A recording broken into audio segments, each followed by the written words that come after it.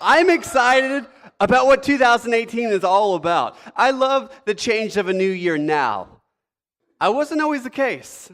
Back in the day, when I was probably 23, 24 years old, the start of a new year would absolutely terrify me. You say, Dustin, why is that the case? Why would you be afraid of a new year? That's something that everybody is excited about. Well, I would be afraid.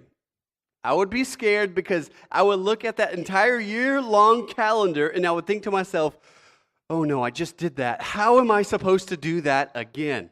So fear would kind of overwhelm me, and then January would be a difficult month. Unless the Patriots won the Super Bowl, then everything changed, right? Exactly. Everything is perfect once the Patriots win the Super Bowl. Alrighty. 2018. Excited for it. God's got some big things in store. But first, before we move on, I want to look back at the 2017 year. I just want to share with you a couple of important stats that I was kind of looking at and noticing this week. Pretty powerful stats. Our average Wednesday night attendance this fall was about 20 students. 20 students on the dot. During the springtime, it was about 19. So we gained one student. Whoever you are, one student, right on. Way to go. Glad you're here. Yes, way to go. But here's a really cool number that I'm excited about. This is a number that's all because of you guys. It's all because of your hard work. It's all because of your dedication. It's all because of your belief in God and our student ministry. Check out this number.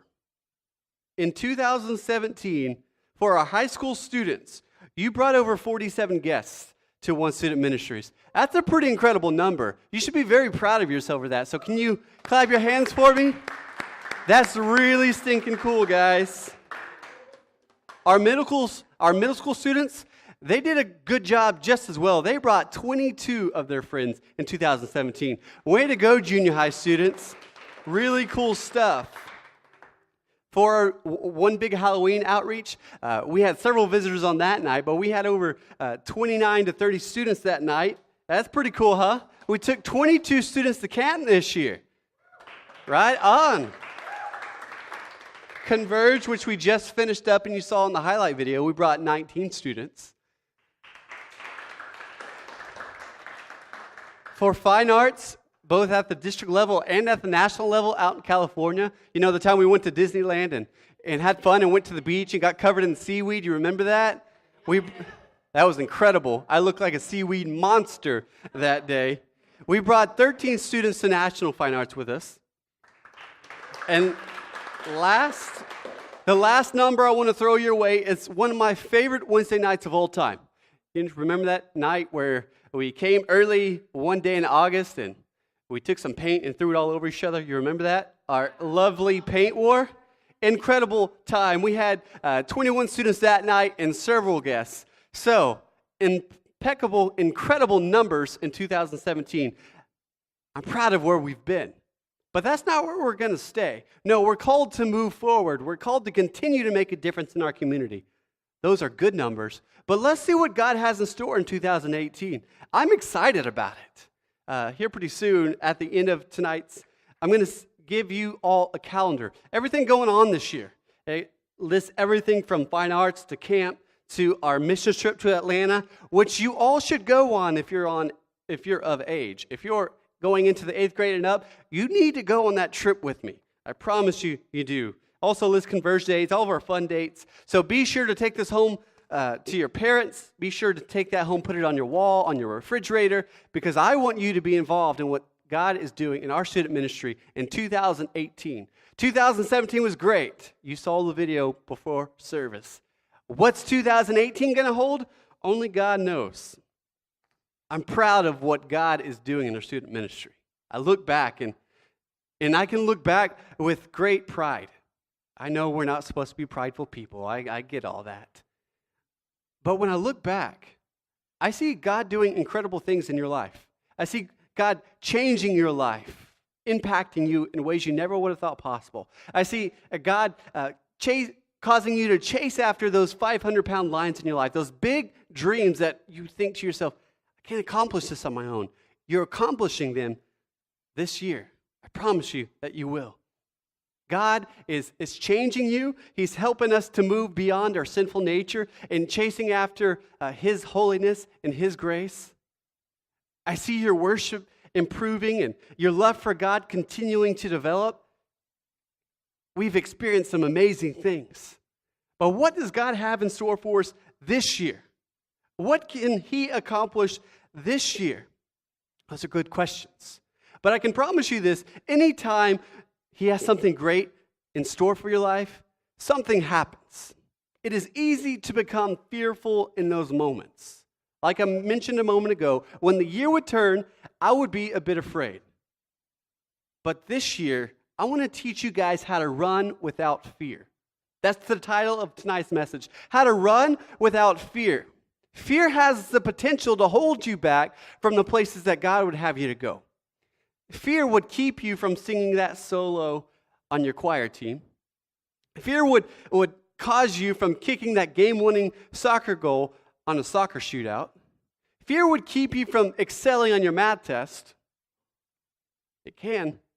Fear would even cause you from jumping into that leadership role that you know that's right for you, but you're afraid to take it. Fear is something that we all experience, something we all know all too well about. Fear has the opportunity to control our life unless we do something about it.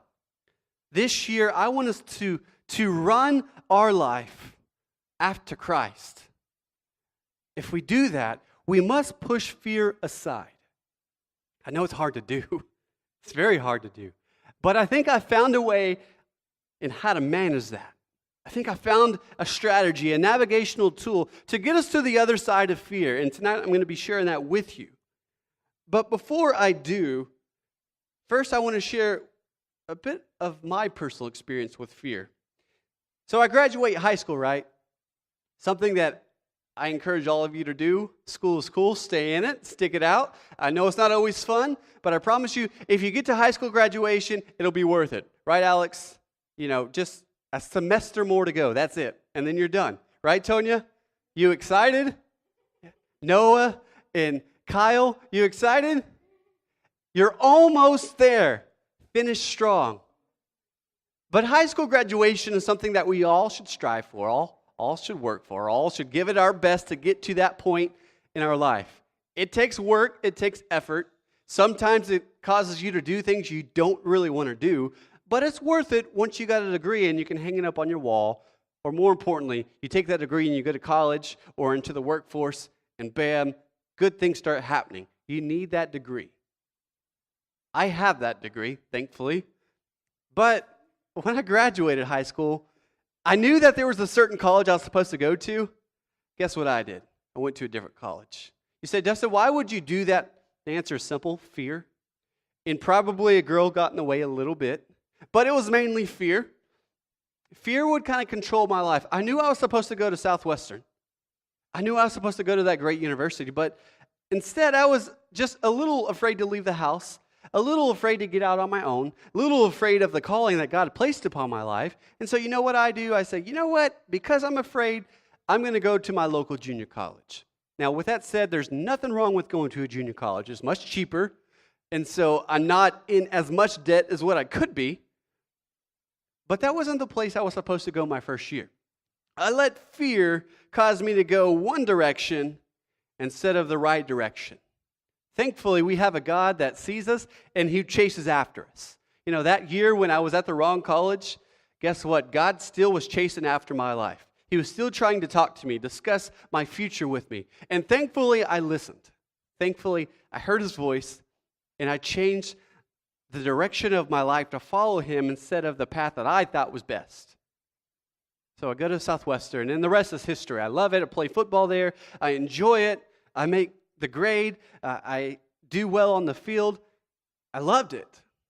But what could have happened if I would have went there first instead of letting fear dictate my life? I have to believe I would be even better now because of it. Not that I'm bad now, but what could have been? It's a good question, and it's a question that I don't want you to have to answer. It's a question that I want you to move past, and I want you to chase after God. I want you to obey God. I want you to follow God wherever He tells you to go, because fear is not worth letting it control your life. It's not worth it. It's not worth holding back. It's not worth pursuing your dreams. It's not worth it. Now, I know life is scary. I know it's causes fear in your life. I know it can hold you back. But I promise you, if you learn how to push past it, you're going to be better for that. I also want to share with you another funny story. One day in good old Chandler, Texas, we lived in a nice neighborhood growing up. You know, it wasn't the most expensive neighborhood. It was just brick houses everywhere. It was a good neighborhood. But I was outside playing football by myself. Lovely, right? That's what you like to do. You like to play football by yourself, right, Logan? Fun stuff. I asked my uncle to go play with me, and he turned me down because his shoulder was hurting. He was tired, just got off work. A lot of excuses there.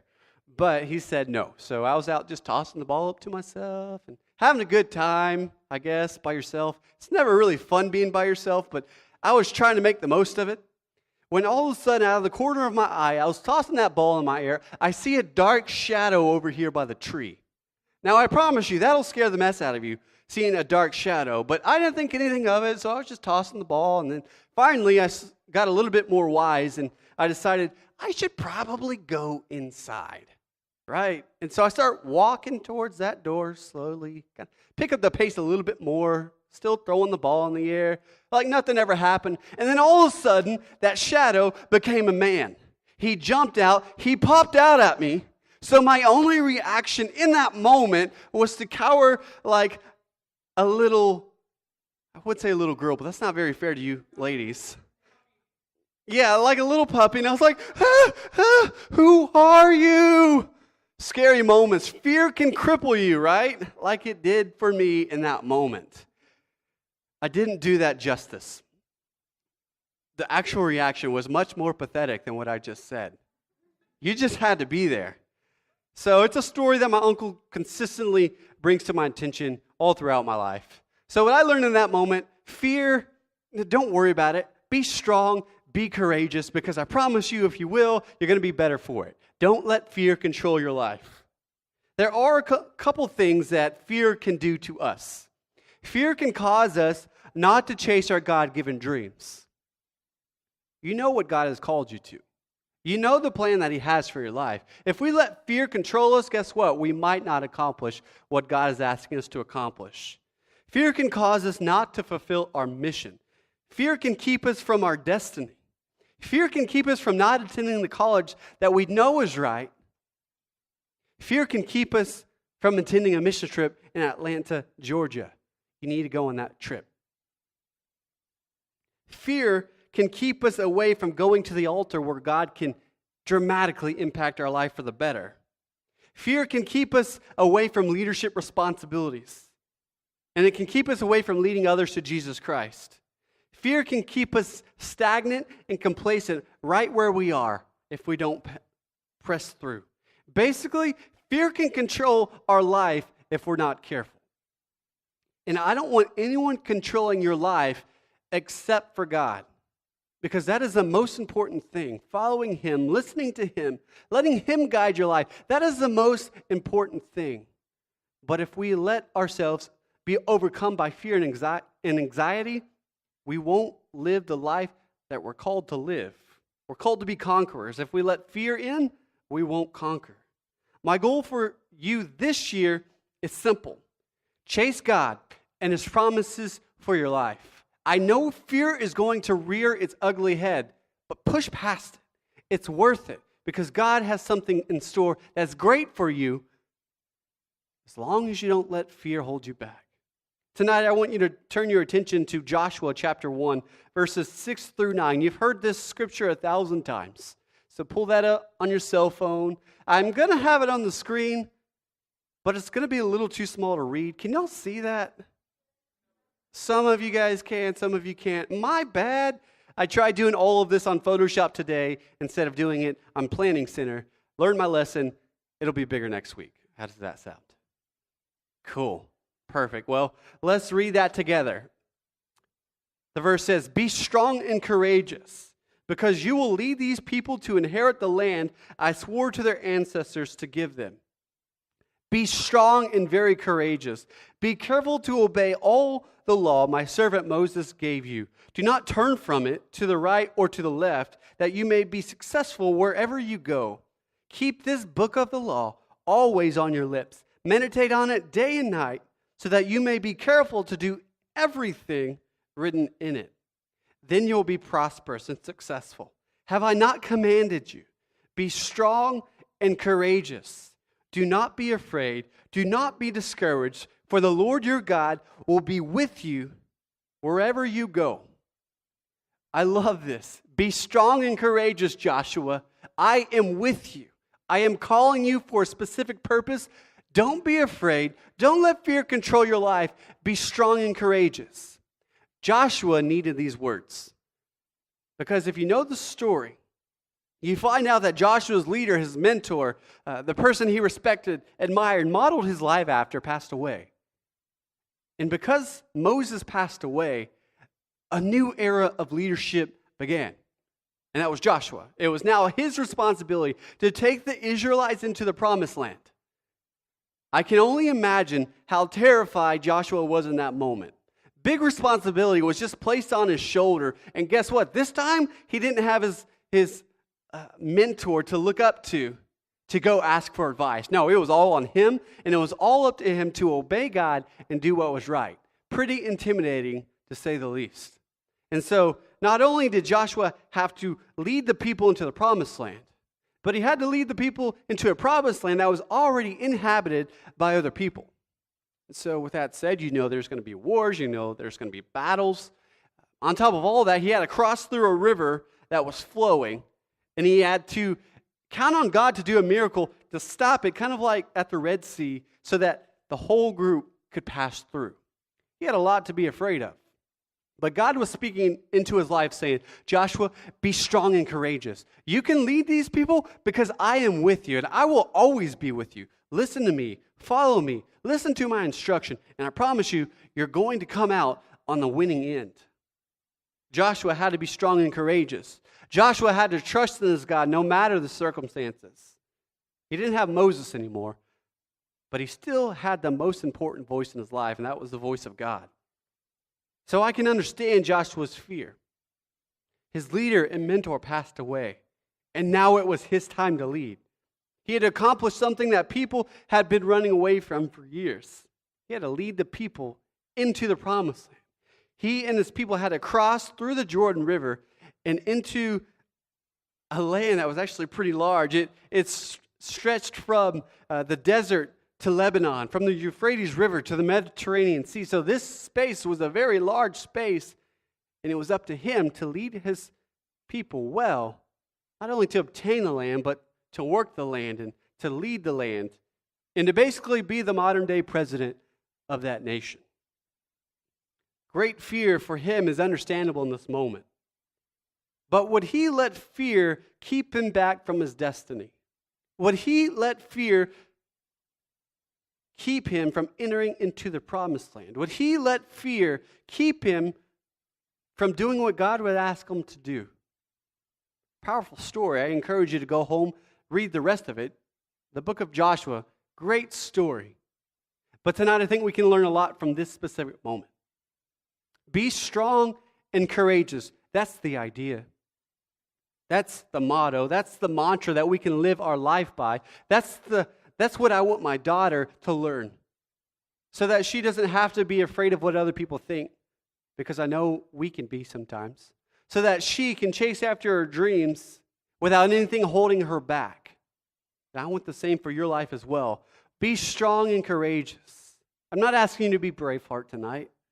I'm not asking you to be a one-man team all by yourself. I'm not asking you to be the LeBron James of the Cleveland Cavaliers. He does everything all by himself. Isn't that right, Dan? Pretty much. I am asking you to just follow after God. The beauty, if you look around here tonight, you're going to find your team members. You're not here all by yourself. There's someone to the left and to the right of you, isn't there? If there's not, well, we need to work on that. We need to get someone to the left and to the right.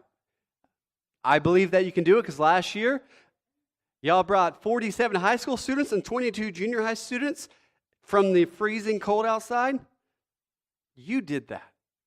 You let God use you to do that. This year, I think you can continue to do that and even go past those numbers. You have a team. Be strong and courageous.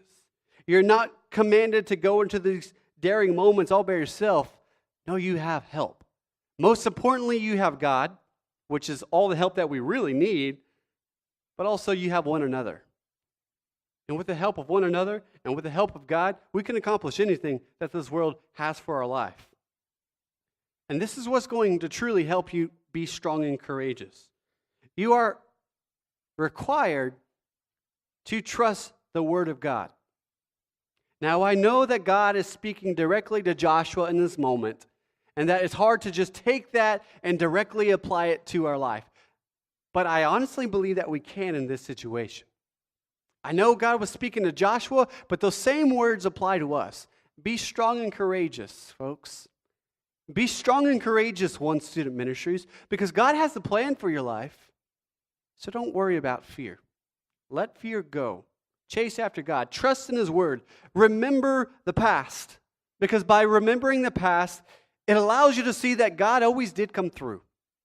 The time that you needed God to heal you because you were going into surgery, guess what He did? He woke you up 3 hours later after that terrible things that made you go to sleep, anesthesia, that's the word I'm looking for. He woke you back up so that you can continue accomplishing your mission.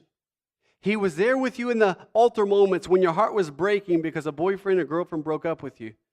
And you just needed God to show His love for your life. And guess what He did? He was there. He pulled you through. He helped you to keep going.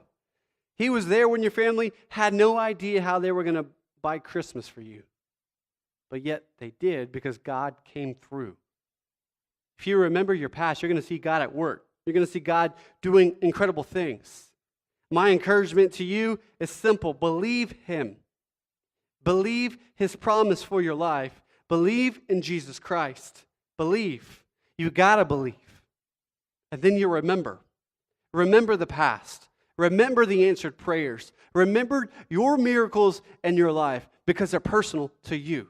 And so when fear wants to creep in, you can say, hey, no, the Dikembe Mutombo style, not today. God can overcome anything because I've seen Him do it. And then you move forward. In order to be strong and courageous, we must believe in who our God is and how powerful He is, how we could create this world in a certain amount of days, how we could create you and I with all the complexities that we have in His likeness, in His image. We got to believe to be strong and courageous. Second is this: don't turn away from the law. Now, I know when I say law, you probably think to yourself, the law? Are you talking about that thing that keeps me from speeding on the highway? Yeah, talking about that. Are you talking about the time the teacher said I must remain in my seat during class, and I don't want to do that because it's boring? Yes, I'm kind of talking about that. But even more so, am I talking about the law that God would ask of us? You know, all those things in the Bible that tell us how to live our life. Am I talking about that? That's exactly what I'm talking about. Last time I checked, when I obey those laws, I come out on the positive end. When I disobey those laws, I feel guilty, I feel ashamed, I feel beaten down. And let's face it, we know when we do something wrong, right? It's like when your parents tell you to take out the trash and you don't do it, you feel bad. At least I hope you feel bad, because I know I do. When your teacher asks you to do a certain thing in your classroom and you don't do it, you feel a little bit ashamed. You understand what I'm saying? No?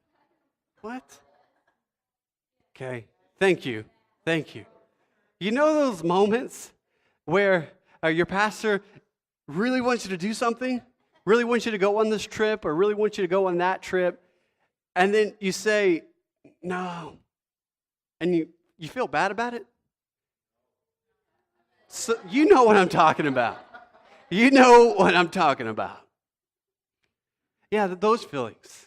I don't like those feelings. Those feelings are awful. They might be the worst thing ever. When you let down your big brother, it hurts. When you let down your God, most importantly, that's a killer. Guess what? When we follow the Scripture, when we follow the law, when we listen and obey His commandments, whether we agree or not, that's irrelevant. You feel better when you follow him. And honestly, it makes you safe. For instance, if I allowed my life to just go to parties all the time and get drunk on the weekends, etc., and guess what? I'm going to wake up feeling very sad, depressed. I would regret it. Those moments wouldn't be good. It's not to keep you from having fun, but it's to keep you safe, to keep you healthy. Because let's face it, if I was drunk and I got into a vehicle and trying to drive home, bad things happen. Bad things happen. But if I follow God, I don't have to worry about that. It's really nice. I can go home with a peace of mind and feel free. What's better, to be free or to be in bondage?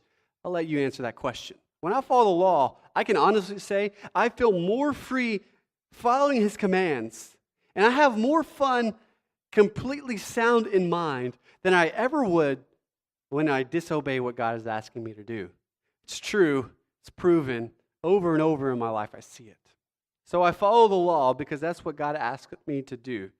And then lastly, I obey God in all that I do. When he says to go, I go. When he says to jump, I jump. When he says, hey, go sit by this person at lunch, I do it. When he asks me to speak to someone else about Christ, I do it because honestly, I'm following his mission for my life.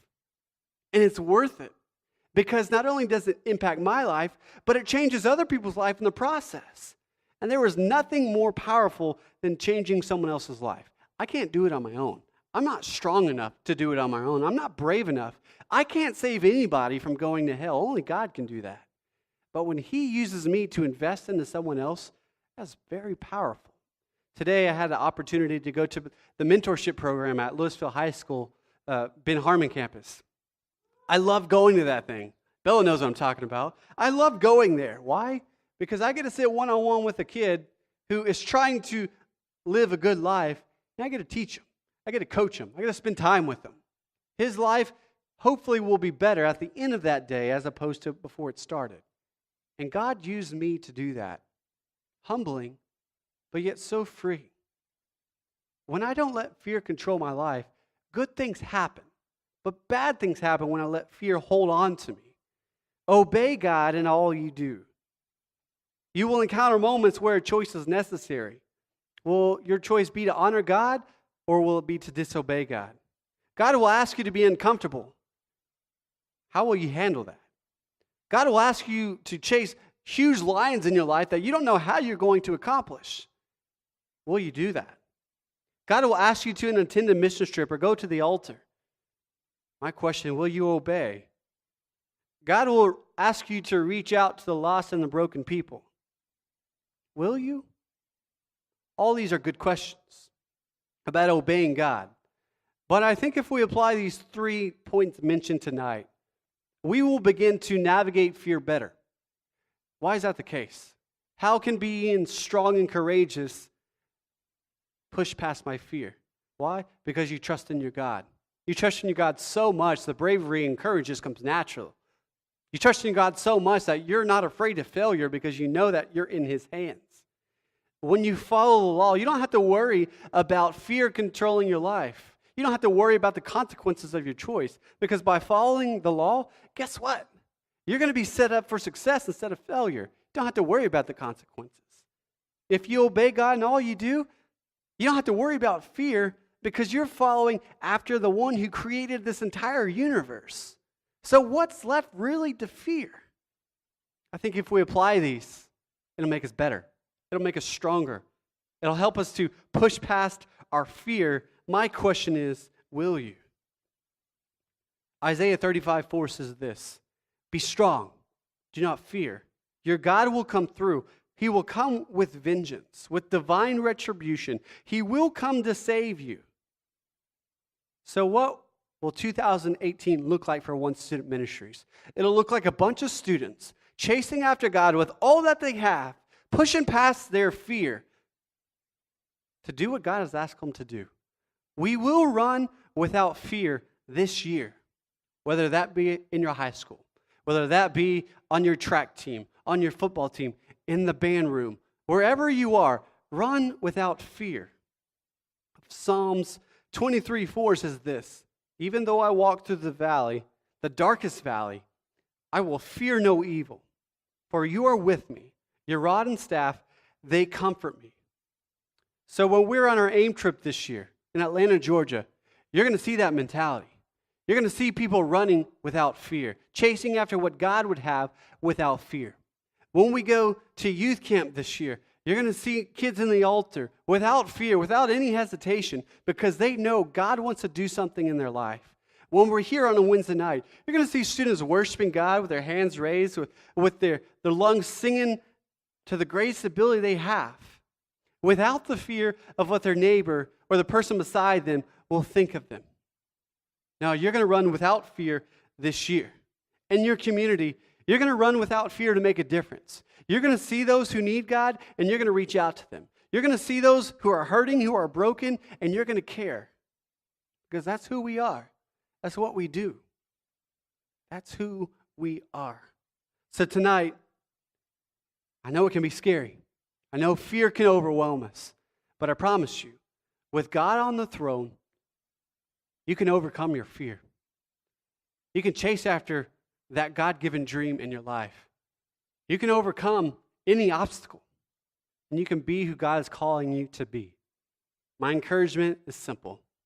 Run without fear.